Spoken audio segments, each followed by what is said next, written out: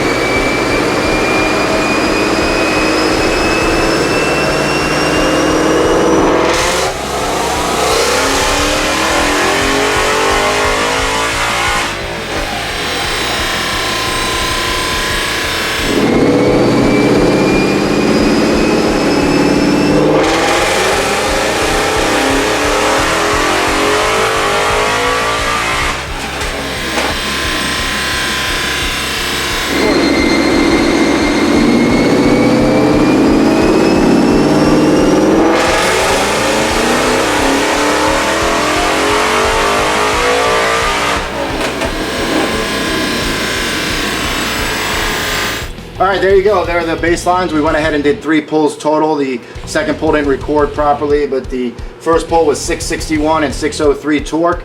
After getting the engine fully warmed up and the blower heat soaked and all that, it dropped down to 636 and 584 torque. So we're talking 25 horsepower and 19 foot-pounds of torque. That's a pretty sizable difference. We'll see if our tune can be a little bit more consistent with heat. You're always going to lose a little bit of power with heat, but it depends on how Roush has this tune specifically set up for timing retards. Another big change on this that we're going to wind up making is not only are we going to gain, hopefully throughout the power band, but with RPM. This tune really sort of peaks out in the mid to low 6,000 range and then flatlines from there to 7. We're going to extend the power range up towards 8,000 RPM, and hopefully this is going to keep going. So we'll go ahead and get that loaded in. I didn't mention it earlier, but this is a stick shift car, which we don't see a ton of here on the dyno. So this is a good representation of what the stick shift Roush will make bone stock.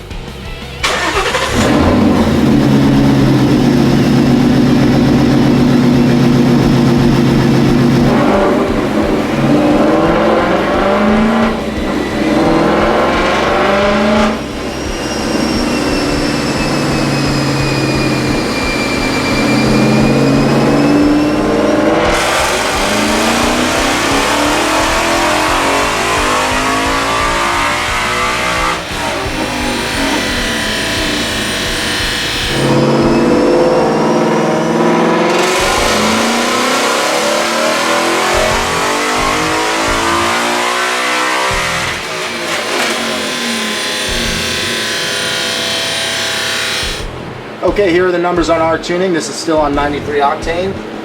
The best number was 688 and 596 torque. That's a nice improvement.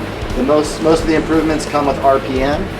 As you can see here, there's a little bit of bumpiness in the dyno graph. This is due to knock.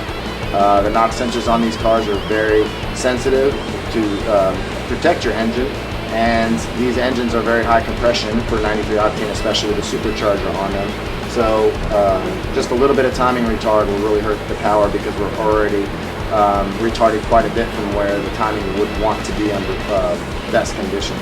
NBT would be what we would call it. So what we're going to do now is we're going to go ahead and add octane boost and not really change the tune very much and see what kind of gains we pick up.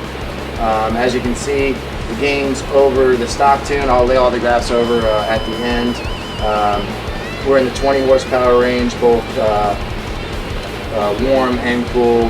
The difference in power between the cool pull and the warm pull is about the same. So the biggest gains you're getting from our tune on 93 octane is going to be an extended RPM range, and with the high revving nature of the Coyote, that's quite an improvement. And of course, if it's an automatic, the transmission tuning, this one happens to be a 6-shift car. So we're going to go ahead and add the octane boost and then see what happens.